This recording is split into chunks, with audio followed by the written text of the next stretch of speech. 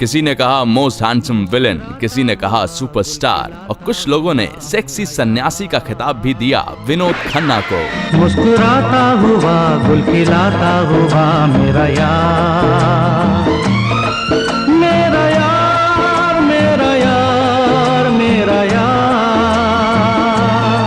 यूं तो विनोद खन्ना साहब बचपन में बहुत शर्मीले थे, लेकिन उनके एक टीचर ने थोड़ी सी जबरदस्ती करी और नन्हे विनोद से कहा कि तुम्हें स्टेज पर एक्टिंग करनी होगी। और फिर तो एक्टिंग का चस्का ऐसा लगा कि एक्टिंग को उन्होंने अपना करियर ही बना लिया। सुनो सुनो एक बात कहूँ, कहो जी पिया मैं सुनती हूँ, कि तेरा मेरा कभी ये साथ न छूटे, बात न टूटे, चाहे ये दुनिया रूठे।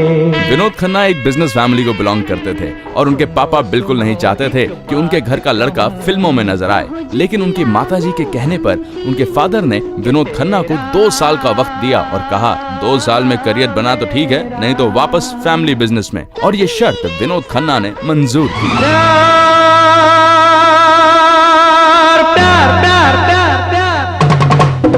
चाहिए थोड़ा प्यार, थोड़ा प्यार चाहिए, चाहिए थोड़ा प्यार चाहिए।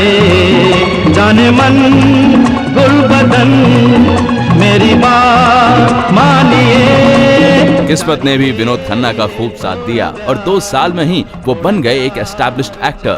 सुनील दत्त साहब की प्रोड्यूस्ड फिल्म मन का मीत में विनोद खन्ना एक नेगेटिव रोल करते नजर आए, लेकिन गुलजार साहब के मेरे अपने ने विनोद खन्ना की छवि एक अलग रूप में दुनिया के सामने रखी। हिम्मत न हारो चलो मेरे यारो, हिम्मत न हारो चलो मेरे यारो। राही बनेगा रहा अपने चलेगा जो, रहे न रहे वो होठों पे उसका नाम रहेगा। विनोद खन्ना और अमिताभ बच्चन की जोड़ी भी सिल्वर स्क्रीन पर खूब चमकी, चाहे वो हेरा फेरी हो, मुकद्दर का सिकंदर, परवरिश या फिर अमर अकबर एंथनी। नैनों में दर्पण है, दर्पण में कोई देखो जिसे सुबह शाम। बोलो जी बोलो ये राज खोलो, हम भी सुने दिल को थाम। या तो है धरती या है गगन, या तो है सूरज या है पवन, उसका तो साजन है ना। ऐसा माना जा रहा था कि अमिताभ बच्चन के नंबर 1 की सीट को विनोद खन्ना ने हथिया लिया है, लेकिन तभी एक ड्रामेटिक मोड़ आया विनोद खन्ना की जिंदगी में और उन्होंने अनाउंस कर दिया संन्यास और भगवान रजनीश यानी कि ओशो आश्रम में विनोद खन्ना ने शरण ली। ओशो के इन्फ्लुएंस में विनोद खन्ना अमेरिका तक गए और वहां पर ओशो के आश्रम में वो माली का काम किया करते थे। ये बात भी पढ़ने में आई कि भगवान रजनीश ने विनोद खन्ना से कहा था कि तुम पुणे का आश्रम संभालो, लेकिन शायद विनोद खन्ना इतनी बड़ी जिम्मेदारी लेने के हक में नहीं थे। प्रिय प्राणेश्वरी, प्रिय प्राणेश्वरी, हृदयेश्वरी, यदि आप हमें आदेश करें तो प्रेम का हम श्री गणेश करें।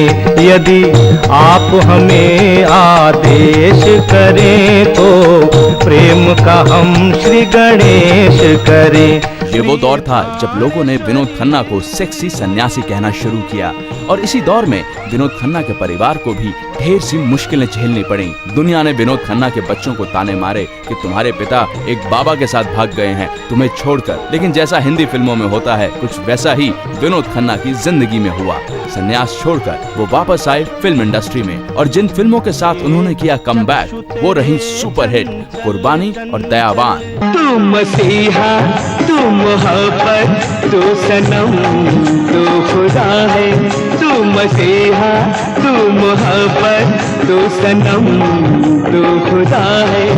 मैं कितना खुश नसीब हूँ, तू मेरी महबूबा है। विनोद खन्ना का स्टारडम फिर से चमक उठा, लेकिन विनोद खन्ना साहब ने अब पॉलिटिक्स की तरफ रुख किया। पंजाब की गुरदासपुर सीट से वो मेंबर ऑफ पार्लियामेंट चुनकर आए। हाँ पगड़ी बांध के मैं गया था, कि पगड़ी बांध के मैं गया था, चुनरी ओढ़ के आ गया, मैं लंदन छोड़ के आ गया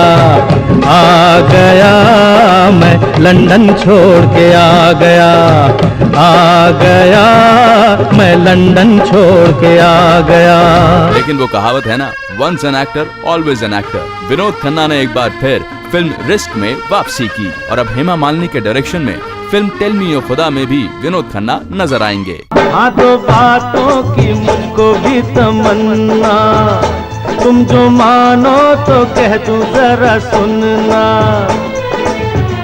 एक दूर जाना ना दूजा प्यार तोड़ना ना है मंजूर, तो बोलो हाँ।